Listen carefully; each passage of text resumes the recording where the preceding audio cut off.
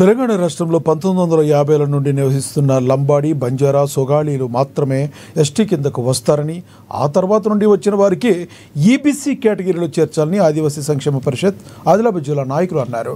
జీవోలు కూడా అవే సూచిస్తున్నాయని, కేవలం బేల మండలంలో మాత్రమే ఇది అమలు జరిగిందన్నారు.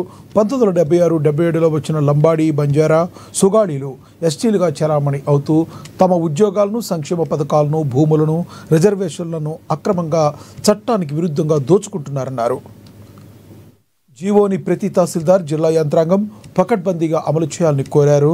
ఈ ఆదేశాలను ఉల్లంఘించి లంబాడా, బంజారా, సొగాళీలకు ఎస్టీ కుల ధృవీకరణ పత్రాలు జారీ చేసిన తహసీల్దార్పై కేసు నమోదు చేసి న్యాయ పోరాటం చేస్తామన్నారు.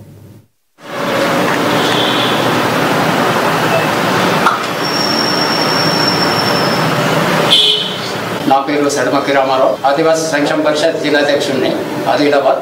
అయితే తెలంగాణ రాష్ట్ర ప్రభుత్వం 1950 నుండి లంబాడాలకు క్యాస్ట్ ఇవ్వద్దని ఎల్ఆర్ఎస్ నంబర్ C3642/2017 డేట్ నాడు రిలీజ్ చేయడం జరిగింది. అదేవిధంగా మన కలెక్టర్ గారికి ఈ మధ్యనే నేను ఒక మెమో కమిషనర్ దగ్గర నుంచి తెచ్చి ఇవ్వడం జరిగింది. ఆ జీవో ప్రకారం వాళ్ళకు 342 జీవో ప్రకారం లంబాడా, సుగాలి, అలాగే బంజారా వీళ్లకు బేల మండలంలో ఇంతకుముందే మేము 2018లో ఈబీసీ సర్టిఫికేట్ జారీ చేయడం జరిగింది. ఇప్పటికీ బేల మండలంలో లంబాడా, సుగాలి, బంజారాలకు ఓన్లీ బేల మండలంలో జరుగుతుంది, కానీ ఉమ్మడి ఆదిలాబాద్ జిల్లాలో జరగడం లేదు. కాబట్టి మేము ఈ సర్టిఫికేట్ జారీ చేయడం జరిగింది.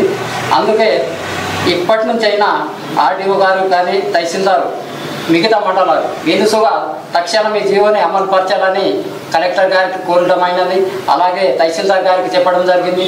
అయితే ఈ జీవో ప్రకారము ఈబీసీ కిందనే వస్తారు. 1950 జనవరి 26కు ముందు ఉన్న లంబాడాలకే ఎస్టీ సర్టిఫికేట్ జారీ చేయాలి జీవో ప్రకారం. కానీ ఇక్కడ ఉన్న రాజకీయ నాయకులు కానీ, కొంతమంది ఎంఆర్ఓలు కానీ, తహసీల్దార్లు డబ్బులు అమ్ముడు పోయి లంబాడాల దగ్గర నుంచి డబ్బులు తీసుకొని వాళ్ళకు మా అస్తిత్వం మీద, ఉద్యోగాల మీద, భూమి మీద అన్ని హక్కులను కాలరాస్తారు.